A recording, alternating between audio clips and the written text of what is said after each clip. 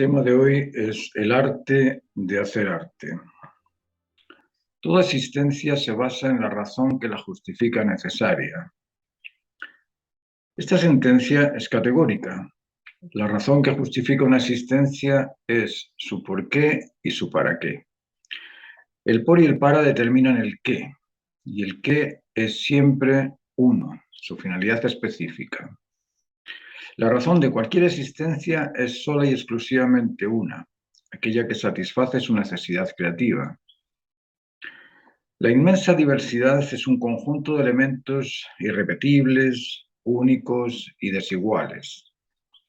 La unicidad es una constante universal inserta en el ambiente temporoespacial que declara en su conjunto la creación de aspectos homogéneos, complementarios, determinados por una finalidad específica.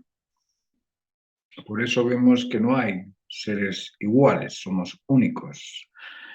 A pesar de parecernos unos a otros, nos parecemos, pero somos totalmente distintos. No podemos encontrar entre esta masa de gente dos personas iguales. Somos únicos. Pero no somos de diversas especies. Todos los humanos somos humanos. ¿Y qué es ser humano? ¿Y por qué es necesario saberlo? El principio de comportamiento económico nos dice que la economía se inicia en un sujeto interesado en disfrutar del placer de un beneficio adquirido o de un beneficio compartido. El beneficio adquirido lo disfruta el vendedor. El beneficio compartido se comparte entre el vendedor y el comprador. La finalidad económica es elevar los niveles de placer. El principio de convencimiento nos dice que la comunicación se inicia en un sujeto interesado en descubrir y confiar en el convencimiento ajustado que garantice la seguridad intelectual. Y en el intercambio del juicio justo se establecen el sincero y el confiado. El beneficio del sincero atrae la atención del interesado. El beneficio del interesado despierta el interés del sincero por compartirlo. La finalidad intelectiva es elevar los niveles de conocimiento. El principio de convivencia nos dice que la colaboración se inicia en un sujeto interesado en atraer y conectarse en los valores que garanticen la lealtad y fidelidad al bien común. Y en el intercambio del atractivo vinculante se establecen los convivientes o la convivencia solidaria. El beneficio del atractivo despierta la satisfacción del necesitado y la satisfacción del necesitado satisface la necesidad del atractivo. La finalidad vinculativa es elevar los niveles de satisfacción. ¿Por qué es necesario saber qué es humano? Porque cuando se comprende la naturaleza del sujeto se puede establecer una negociación compartida o un beneficio mutuo. No es lo mismo negociar con un mafioso que con un sensato decente. Ser único no significa ser humanamente distinto. Se es único en aspectos compartidos. La naturaleza humana comparte una misma conciencia original. La diferencia proviene de la conciencia adquirida, no en la original. La conciencia original contiene en su naturaleza, y por eso es homogénea, porque la naturaleza humana es la misma en todo humano, contiene el prototipo de la noción del ideal humano, contiene el prototipo de la noción del sentido común, su sentido de justicia universal, y contiene el prototipo de la noción del bien común. En la infancia se obedece, se cree y se vincula de forma incondicional. Se obedece al adulto porque se espera bienestar. Se cree al adulto porque se espera certeza. Se vincula al adulto porque se espera cariño. Esta actitud normal, natural, derivada y contenida en su conciencia original, se bloquea y se enfrenta a la actitud del adulto que maltrata, miente o desprecia al infante. Esa experiencia adquirida por el infante se suma a su conciencia original y la confunde. Ahora, frente a ese adulto, el infante desconfía, lo teme y lo aparta. Se protege, se cuida y se defiende, o se victimiza y se rebela. Esta conciencia a priori original adquiere a posteriori elementos con los que no sabe cómo, dónde ajustarlos en su naturaleza. Aparecen desencantos, aparecen desajustes, aparecen desencuentros, aparecen la desvinculación, la desconfianza y la falta de respeto. Somos una conciencia. La conciencia es el aspecto de la naturaleza humana que rige el comportamiento, el convencimiento y la convivencia del individuo. Los animales se rigen por su instinto. Nosotros, además del instinto, tenemos libertad, autonomía y poder de dominio. Y estos tres atributos se rigen por la ordenanza del orden cósmico. Esa ordenanza, esa constitución universal es la conciencia. La conciencia del ideal humano, la idea originaria compuesta del por qué y del para qué, justificativo epistemológico del verdadero significado, la conciencia del sentido común, la razón que justifica ese por qué y para qué, justificativo antropológico, y la conciencia del bien común, el poder establecerse socialmente o justificativo sociológico. La conciencia puede ordenarnos, la conciencia sabe ordenarnos, y la conciencia espera ordenarnos, y solo podremos ordenarnos sobre el conocimiento compartido de nuestra conciencia.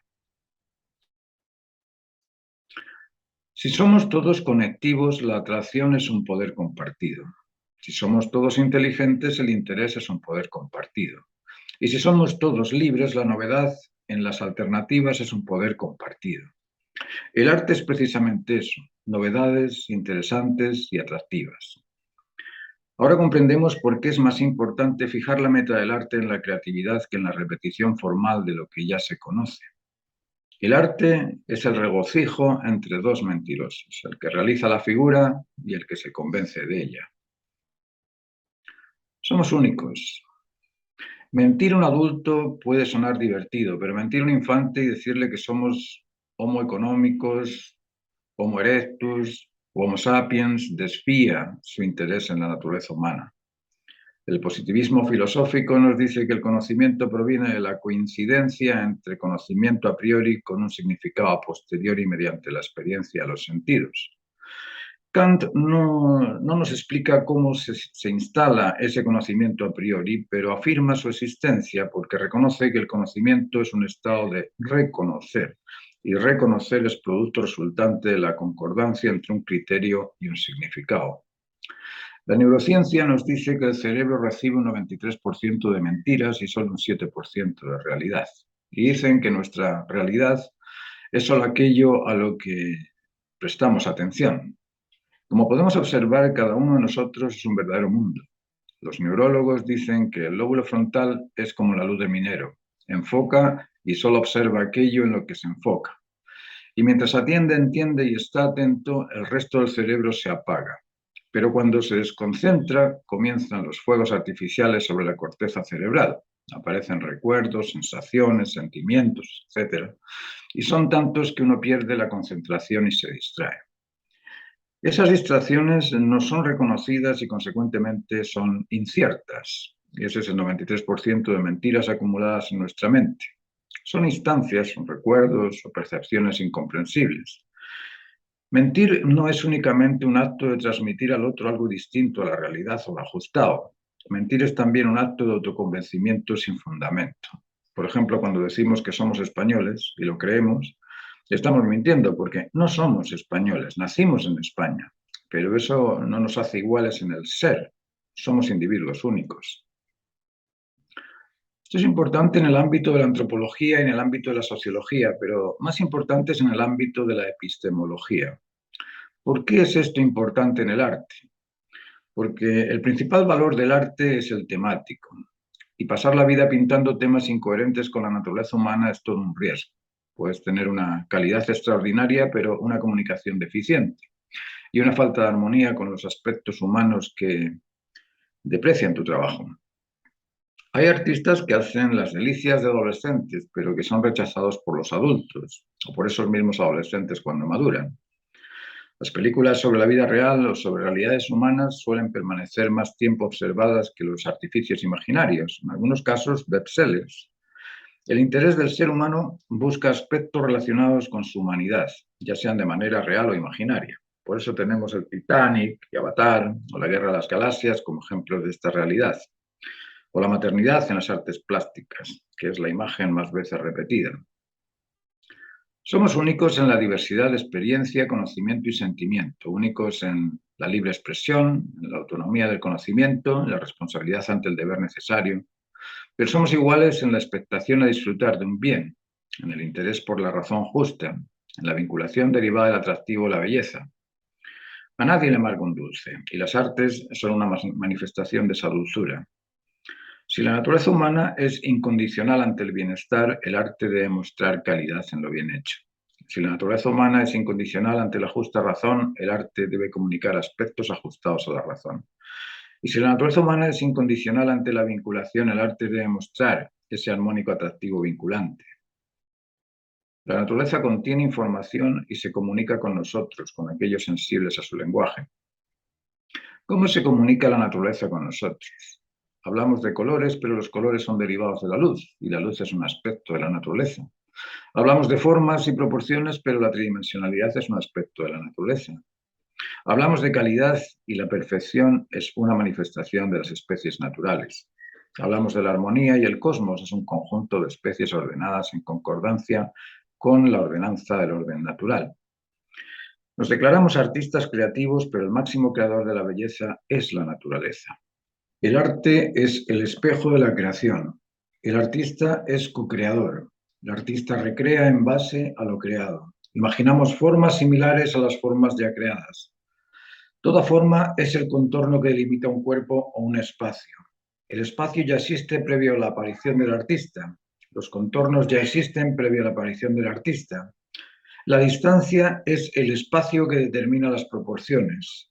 El momento es una porción del tiempo en el que el artista se encuentra.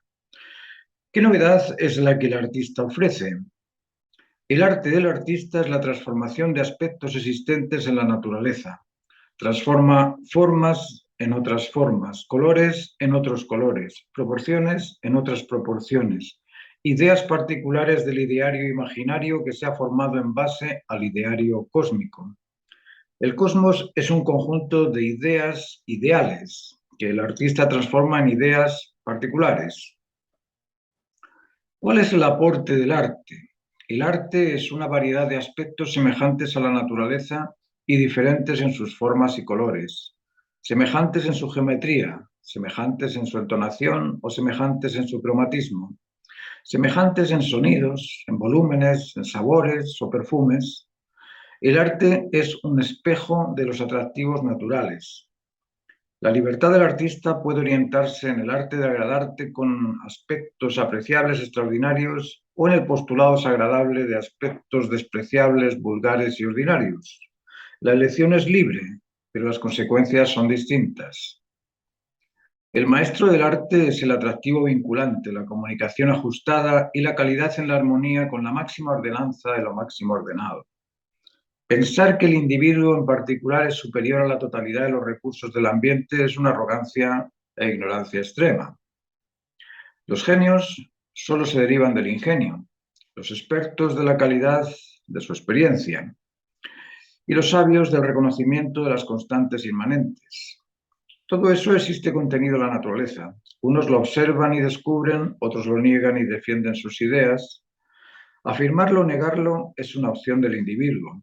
La ciencia es precisamente el estudio de esas constantes y el arte es una ciencia.